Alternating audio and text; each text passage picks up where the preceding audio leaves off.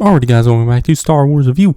Today I'm reviewing The High Republic Phase 2, Issue 1, Balance of the Force, Chapter 1, The Pilgrim Moon, which was written by Cavan Scott with art by Ario Inedito, and it came out on October 12th, 2022, which also had a backup story titled Peace and Unity, written by Scott with art by Andrea Burkoto, but the main part of the issue was alright. I definitely once again liked the art from Ario Inedito, like the stuff in the Phase 1 series.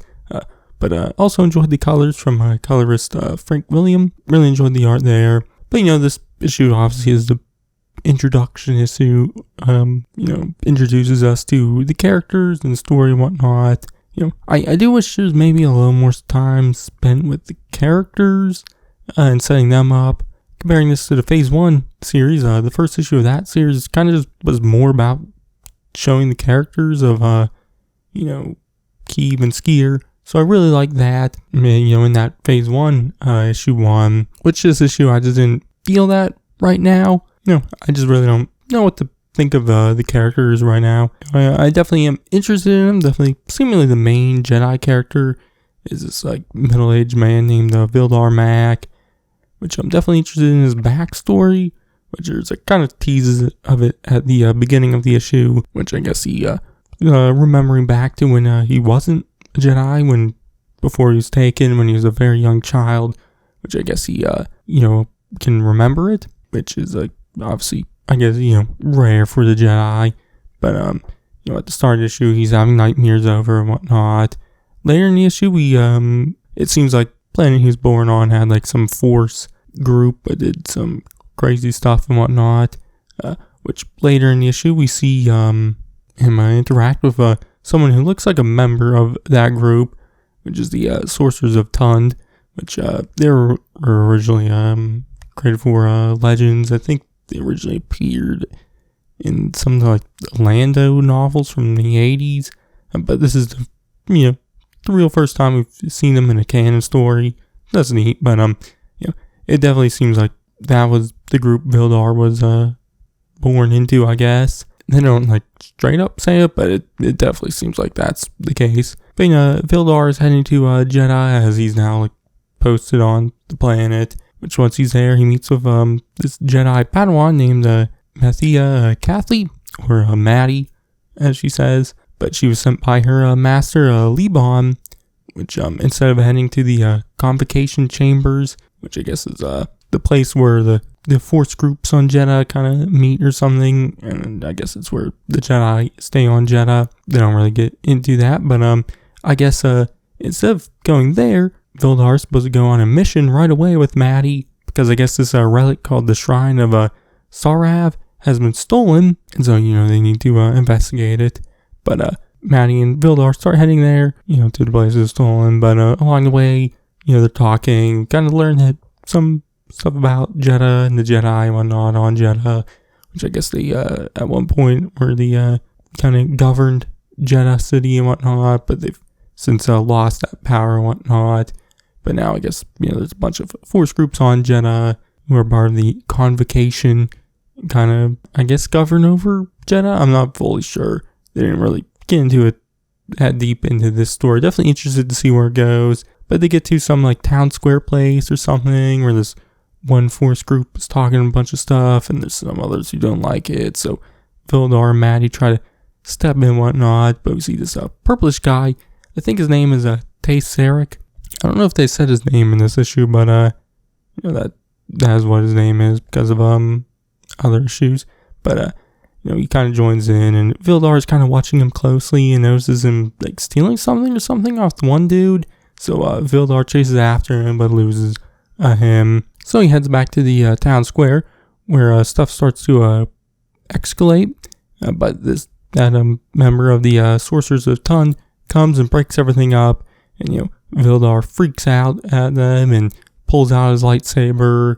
But Maddie gets Vildar to back down and introduces them to Vildar, which I guess they're named Tarna Mayak, and are the Sorcerer of Tund's representative in the convocation, which I guess Maddie's master Liban is the Jedi's representative. Like I said, definitely interested to dive into this more in later issues and possibly other Phase 2 stories. definitely interested in all this stuff on Jeddah and whatnot. Like I said, this issue just doesn't really get into it, so it's kind of a little confusing right now. But Vildar apologizes, but Mayak says that they should go speak to Liban about this, but Maddie talks Mayak out of it, and so Vildar and Maddie head on their way to go investigate the theft of that relic, which they get there, and Vildar finds some blood on the ground, which they then notice is a droid who was with Ty Sarek earlier, so they follow it, or chase it, and find Sarek, who has seemingly killed this sister person who was in charge of the place where the relic was at. They had a name and I forgot it. But Vildar tries to fight Sarek, but Sarek, I guess, says he's mastered Force abilities, and so he can get out of the way of Vildar's lightsaber easily. But he mentions some Force ability, which can stop someone's heart, which Vildar says is a bunch of mumbo jumbo, pretty much. But Sarek somehow uses it on Vildar, and it seemingly kills him, which we know, obviously Vildar won't die, mainly because there's other issues with his face on the cover and whatnot. But there's some narration from Sarek talking about how this is the start of their relationship with Vildar, so obviously it alludes that Vildar survives. But that is where the main part of the issue ends, and like I said, I thought it was alright. I wish maybe it was a little more focused on one thing, maybe either characters or just everything on Jeddah. I just felt like there's maybe a little too much going on in this issue. Obviously, there are future issues to expand upon everything. But one thing I kind of liked about the Phase 1 series is that I felt like each issue you could somewhat read on its own. I felt like each one kind of had enough of a story to tell, I guess. Even though, the Phase 1 series each is a continuous story, but, a lot of issues I felt like wasn't just building up to the next issue. It felt like it wasn't a contained story, but it felt like an episode of a TV show, I guess, somewhat. Where sometimes with comics, I feel like it can feel like just a part of an episode of a TV show sometimes. So I, really liked about the Phase 1 series, but this issue I kind of felt the other way. Obviously, the rest of these issues for the Phase 2 series, I could not think that and think differently, but right now I feel like there's maybe a little too much going on in this issue and not enough explaining, I guess. But I don't think it was a bad issue. I definitely enjoyed a good bit about the issue. I definitely liked all the stuff it's set up, and I'm definitely very interested in it. Once again, like the art. I feel like I'm just comparing it too much to the Phase 1 series, I guess, which I really, really enjoyed. Obviously, the Phase 1 series, I really, really enjoyed it because of Cavan and Skier, who I really, really like them as characters. They're probably my favorite characters of Phase 1, so for me, I feel like I was expecting this to, top that, but, obviously for me, I really like that series, so maybe I was expecting too much from this issue, so, yeah, but, I still enjoyed it. Like I said earlier, there was the extra side story titled Peace and Unity, which I thought was also alright. It does kind of, show a little more of what I was wishing there was more of in the main part of the issue.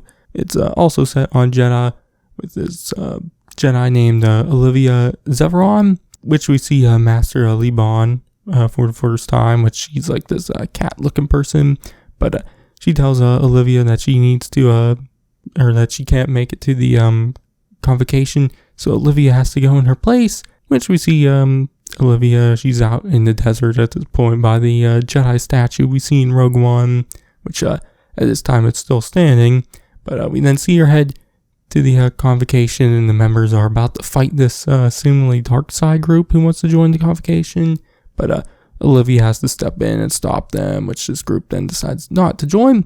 But the story ends with Sunshine Dobbs, a character we saw in Path of Deceit, who's a member of the Path of the Open Hand, coming in, and it seems like he's trying to get the Path of the Open Hand to join the convocation. So, definitely interested where all that goes. But, obviously, like I said, the main part of the issue, I was hoping to see more of this convocation. We got to see a little bit more of it in this side story And again, it really wasn't that much. So yeah, but interested to see where the stuff with the Path of the Open Hand goes also, because I quite enjoyed them in Path of Deceit. So yeah, but all in all, I like the issue. Just wish it was maybe a little more focused, I guess. So yeah, but my grade, I'm gonna give it a B. So yeah, but that's gonna be it for this one. My next Cyberpunk review, I think, will be the second part of the first Tales of Enlightenment short story.